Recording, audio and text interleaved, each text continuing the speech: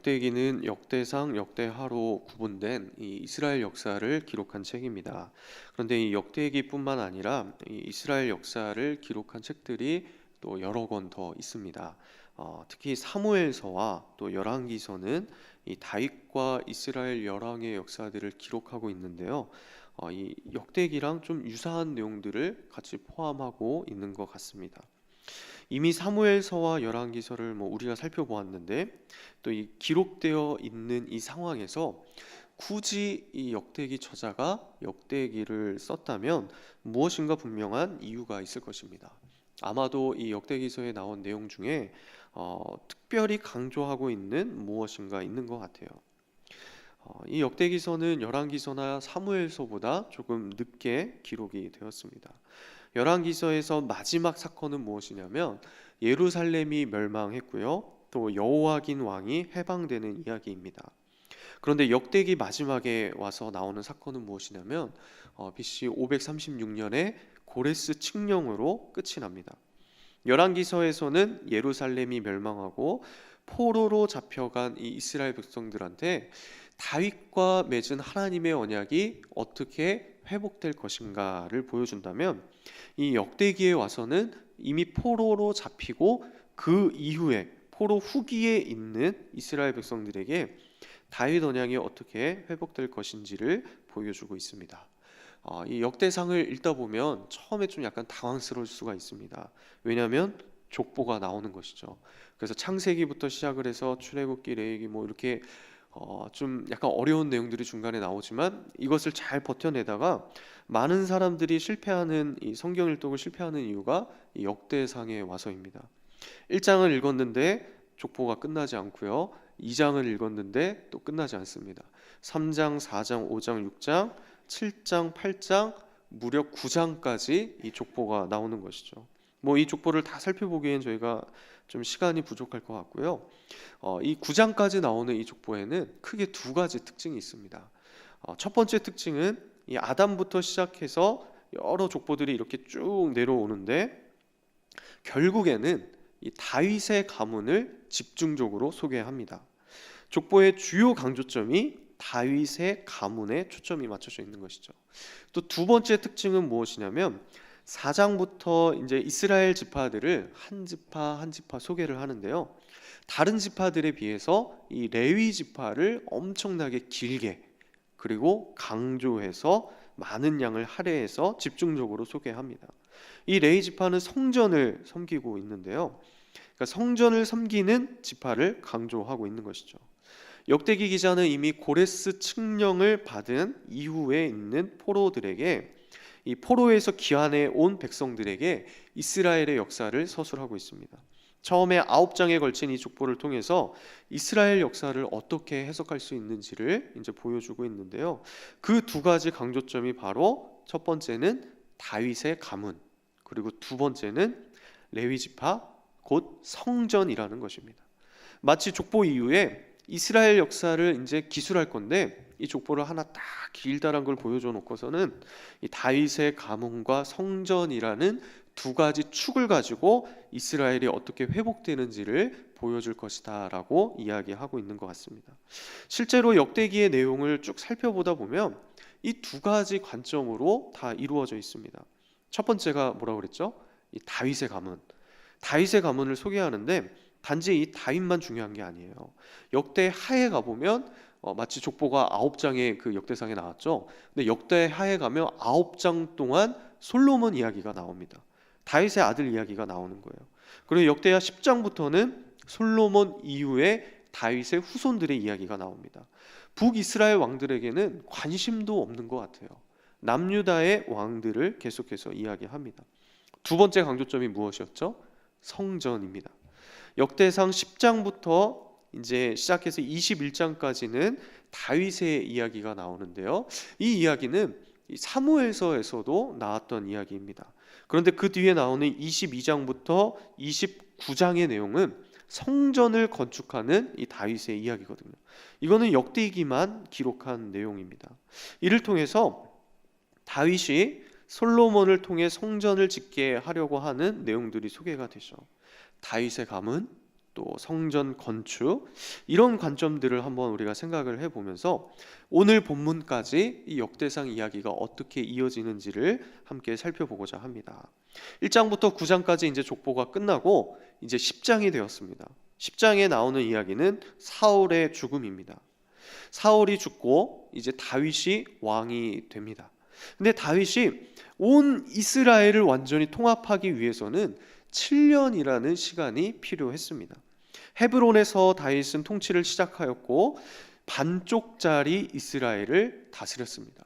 그런데 역대상에서는 이 이야기가 전혀 등장하지가 않아요. 그냥 전체적인 내용 자체가 이런 이야기가 필요 없는 것처럼 보이죠.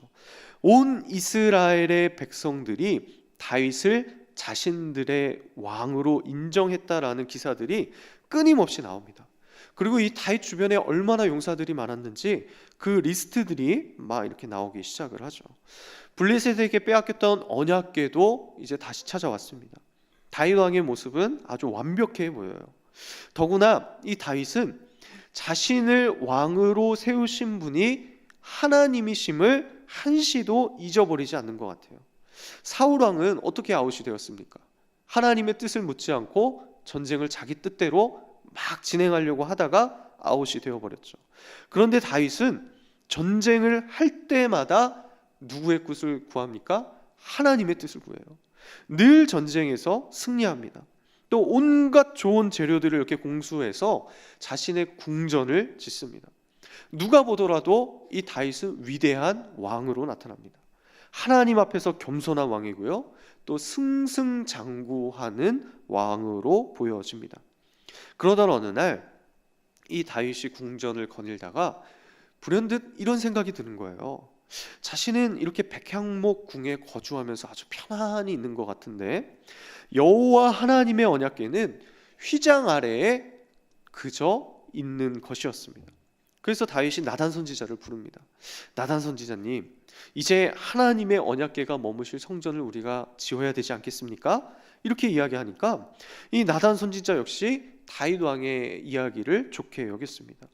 그런데 그날 밤에 이 하나님의 말씀이 나단 선지자에게 임하는데요, 역대상 17장 4절에 보니까요, 가서 내 종 다윗에게 말하기를 여호와의 말씀이 너는 내가 거할 집을 건축하지 말라. 자, 지금 다윗은 하나님의 마음에 합한 대로 왕으로서의 모든 임무를 다 하고 있습니다. 이스라엘은 점점 강성해지고 있어요. 누가 보더라도 다윗의 모습은 하나님이 보실 때 기특해 보이는 것 같아요.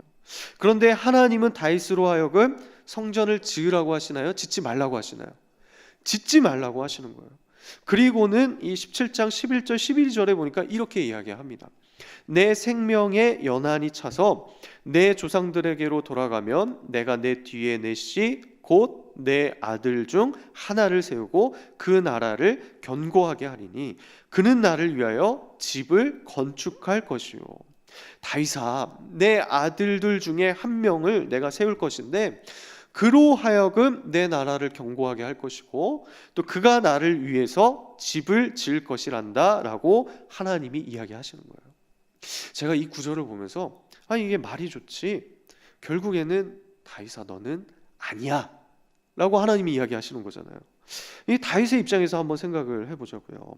지금 다윗은 위대한 왕국을 이루고 모든 것이 다 형통한 상황입니다.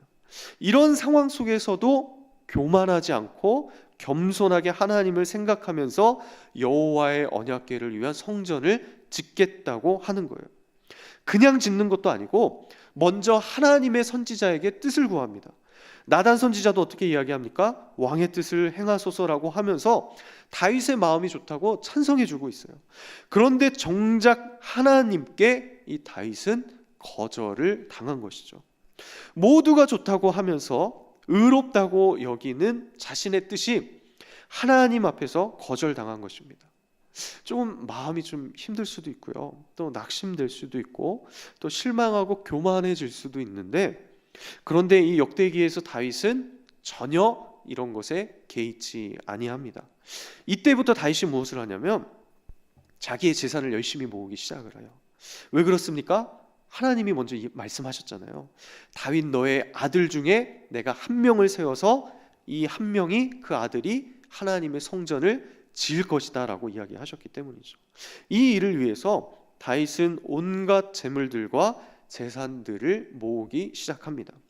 그리고 이제 세월이 흐르고 다윗은 나이가 많아져서 늙게 되었고 죽음을 앞두게 되었습니다. 그동안 모았던 이 모든 재물을 이제 하나님의 성전을 건축하기 위해서 다 드리게 되었습니다. 그리고 백성들에게 뜻을 함께하여 동참할 것을 권고하였습니다. 그러자 이 많은 백성들이 이 다윗의 뜻을 따라서 즐거운 마음으로 엄청난 양의 물질을 하나님께 드리게 됩니다. 이 모습을 보면서 다윗이 너무나도 감격해서 이 수많은 백성들 앞에서, 그 회중 앞에서 기도를 드리는데 그 본문이 바로 오늘 우리가 읽은 본문입니다.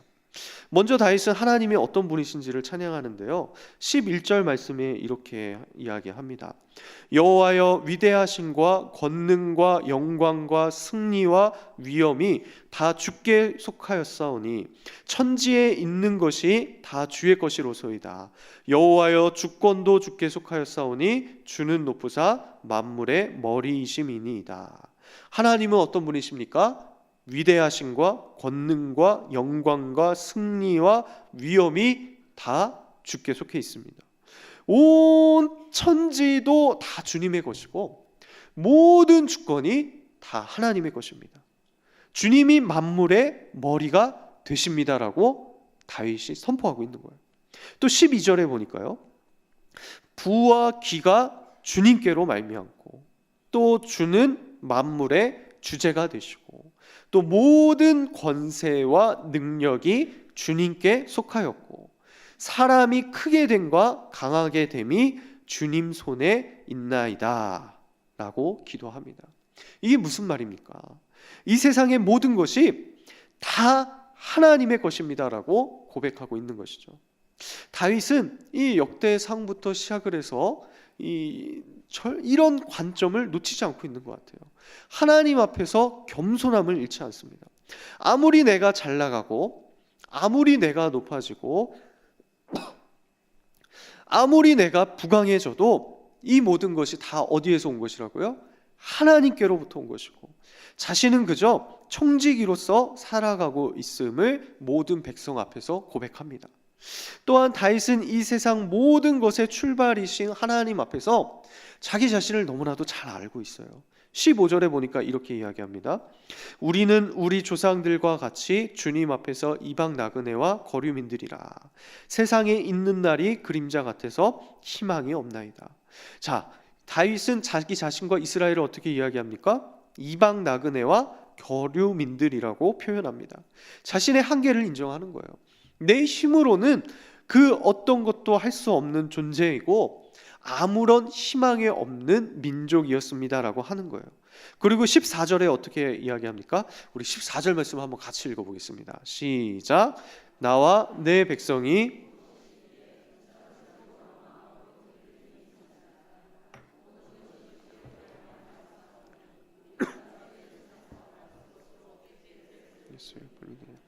자, 나와 내 백성이 무엇이기에 이처럼 즐거운 마음으로 드릴 힘이 있었나이까? 도대체 내가 누구이기에 하나님께서 이렇게 많은 물질을 주십니까? 도대체 우리가 누구이기에 이렇게 주님께 물질을 드리는 것을 즐거운 마음으로 할 수 있습니까?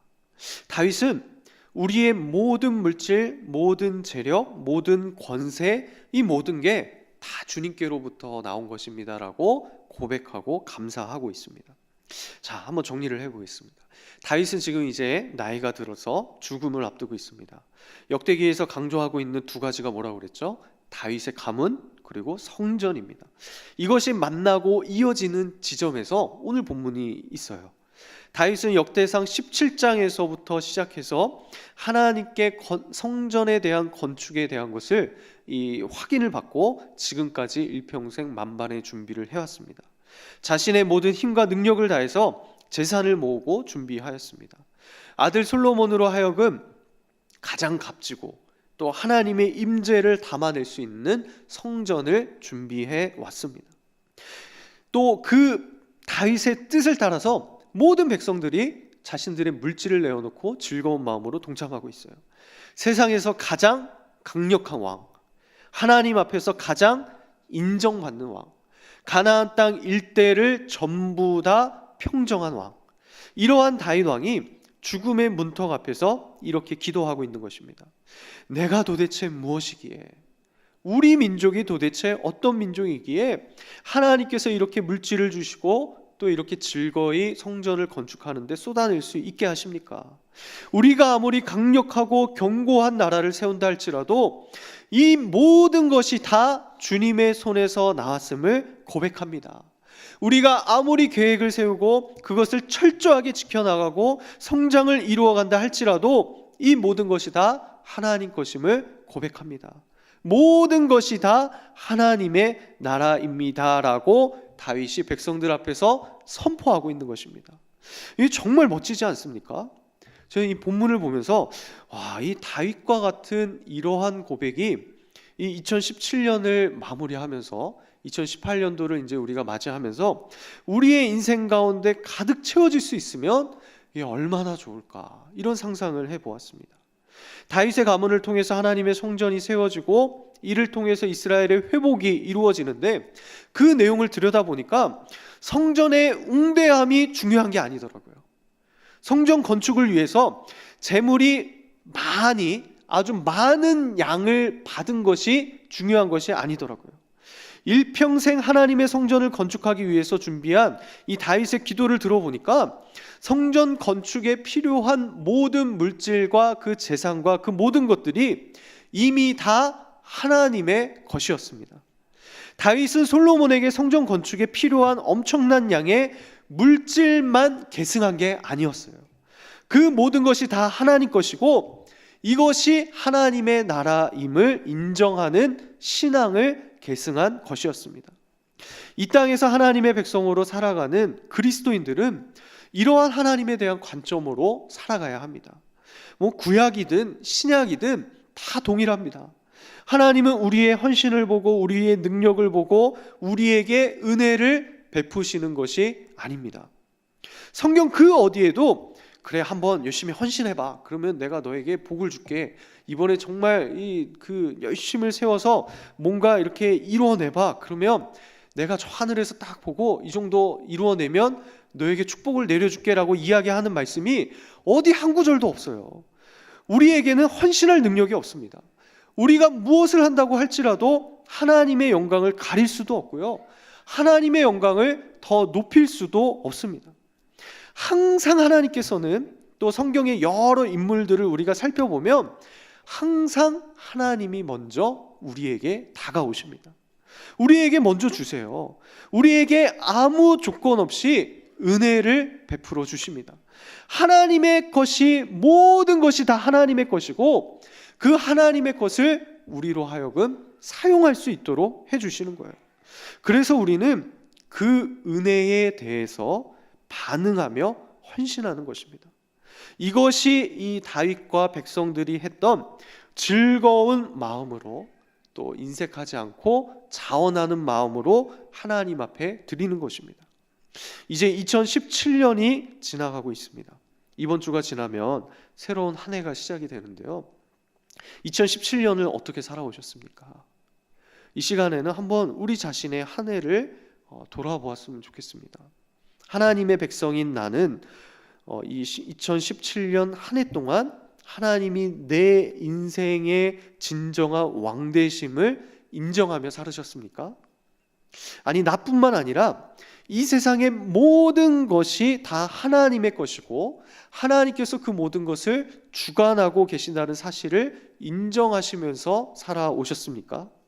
내가 평상시에 하는 모든 말들, 행동들, 가정의 모습들, 또 사업의 여러 가지 결정들, 또 인간관계, 또 내가 쌓고 있는 이 재물들, 또 우리가 관리하고 있는 노후의 문제들, 이 모든 것이 다 하나님의 것이고 하나님의 나라임을 인정하며 하루하루를 살아오셨습니까? 빌립보서 2장 9절에 보면 9절부터 보면 이런 말씀이 있습니다. 이러므로 하나님이 그를 지극히 높여 모든 이름 위에 뛰어난 이름을 주사 하늘에 있는 자들과 땅에 있는 자들과 땅 아래에 있는 자들로 모든 무릎을 예수의 이름에 꿇게 하시고 모든 입으로 예수 그리스도를 주라 시인하여 하나님 아버지께 영광을 돌리게 하셨느니라. 예수 그리스도께서는 모든 이름 위에 뛰어난 이름이 되십니다.